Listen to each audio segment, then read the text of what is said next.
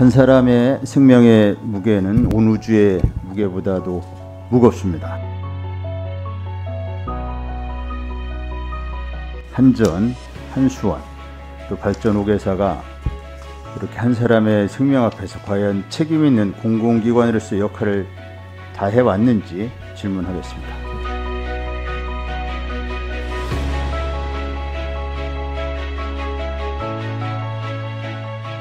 한전 사장님, 네. 최근 5년간 협력업체 직원의 사망사고가 31건 발생했습니다.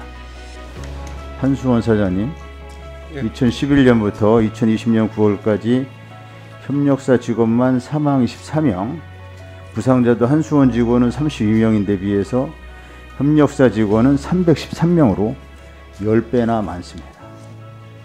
발전 5개사 사장님들, 최근 4년간 7건의 사망사고가 발생했는데 모두 협력사 직원입니다. 부상은 141건인데 발전사 직원 6명을 제외하고는 135명 전원이 협력사 직원입니다. 올해 9월에는 김용균 사고가 발생했던 그 태안화력발전소에서 또 화물 노동자가 사망하는 사고가 발생했습니다. 허술한 안전관리, 위험에 외주화는 여전합니다. 노동자들은 여전히 죽지 않고 일할 권리를 외치고 있습니다. 발전산업의 노동환경은 하나도 달라지지 않았습니다. 근본 원인은 비정규직 문제에 있습니다. 발전 5개사 사장님들께 질의하겠습니다. 발전 5개사는 공공부문의 비정규직 정규직 전환 대상 기관입니까? 남동발전 사장님. 예. 자, 공공부문 비정규직의 정규직 전환 대상이냐고 물었습니다.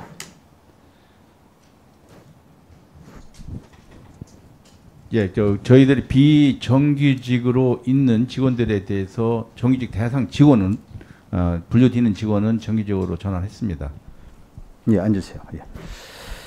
예. 정부가 2017년도에 정규직 전환 연도별 전환 계획을 세우면서 용역계약 연장 업무 처리 기준을 시달합니다. 이에 따르면 기존 용역계약 종료 시까지 전환이 완료되지 않아서 계약 연장이 필요한 경우 최대 6개월 단위로 연장 기간을 최소화하고 추가적인 계약 연장이 반복되지 않도록 하라. 이런 지침을 시달합니다. 그런데 발전 5개사는 3개월 단위로 반복적으로 계속 계약을 연장합니다. 보시죠. 예, 계속 3개월 단위로 계속 연장을 합니다. 안 그런 기관이 하나도 없습니다. 5개사 전부 공통입니다. 2018년에 김용균 씨 사망사고가 발생한 이후에는 2인 1조 구성을 위해서 추가 인력을 투입합니다. 이렇게 투입된 307명, 실제로는 307명이 좀 넘을 걸로 보이는데 이보다 많은 인원이 전부 3개월 단위로 계약을 연장하고 있는 비정규직입니다. 관련된 보도를 한번 보시겠습니다. 김용균 사건 이후로 현장이 2인 1조 체계로 바뀌면서 추가적으로 인원을 많이 뽑았다고. 제 1년 근무 후에 정규직 전환으로 된다는, 통해서 정규직이 되면은 적어도 안정성은 보장이 되는 거니까. 하지만 세 달마다 잘릴까봐 불안해하는 처지가 됐습니다.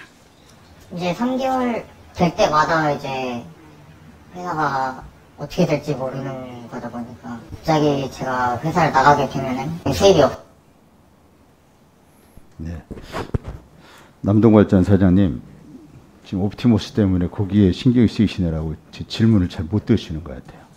옵티머스는 옵티머스대로 잘 하시고 또 이 비정규직 문제도 심각하니까 이것도 잘 경청해 주시기 바랍니다. 옵티머스 문제는 정신 바짝 차리시고요. 비정규직 문제도 정신 바짝 차리셔야 됩니다. 예, 비정규직 정규직 전환이 제대로 진행되지 못하는 사이에 이렇게 단기 계약 연장으로 3개월 단위 비정규직이 계속 양산되고 있습니다. 제2, 제3의 김용균의 위험은 계속되고 있습니다. 비정규직의 문제는 이렇게 안전 문제에 국한되지 않습니다. 적정 노무비도 지급되지 않고 있습니다. 2019년 8월에 보면 김용균 특주의 보고서가 발표됐고 특주의 보고서에는 임금이 40에서 50% 하청업체에서 착복하고 있다고 이렇게 나왔습니다.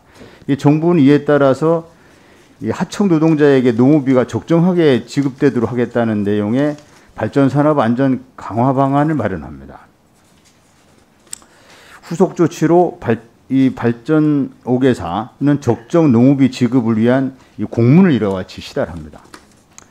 네, 그런데 실제는 어떤지 살펴보면 노무비 지급 현황을 살펴보면 동서발전 사장님, 예, 동서발전의 경우에 105명의 인력에 대해서 63억 6천만 원의 노무비가 설계되어 있습니다. 대략 계산해 보면 1인당 약 6천만 원 정도라는 걸 알 수 있습니다. 실제 노동자들에게 얼마나 지급되고 있는지 계약서를 통해서 확인해 보니까 6천만 원의 노무비를 설계한 것과는 달리 급여 총액은 3천만 원이 안 됩니다. 명절 상여금 200%를 포함해도 3천만 원이 조금 넘습니다. 이 정부는 이 노동자들에게 적정 임금이 보장되는지에 대해서 확인하고 점검하겠다고 했지만 잘 안 이루어지고 있는 것이죠. 김용균 노동자 임금이 원청에서는 466만 원이었는데 실제는 212만 원 받았습니다. 이러한 임금 착복 문제를 해결하라고 권고했고 또 이행하겠다고 했는데 현장에서는 지켜지지 않는 것이죠.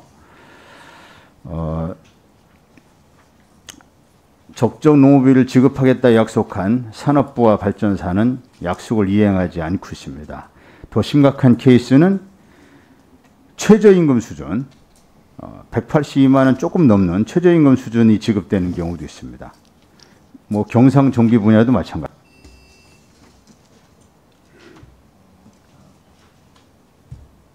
우리 발전 5개사 사장님들은 연료 환경 설비 분야, 경상 분야 노무비, 적정 노무비 집행을 어떻게 관리 감독할 것인지 종합감 전가에게 저에게 제출해 주시기 이상입니다. 알겠습니다. 네, 수고하셨습니다. 다음은 김정재 의원님 질의해 주시기 바랍니다.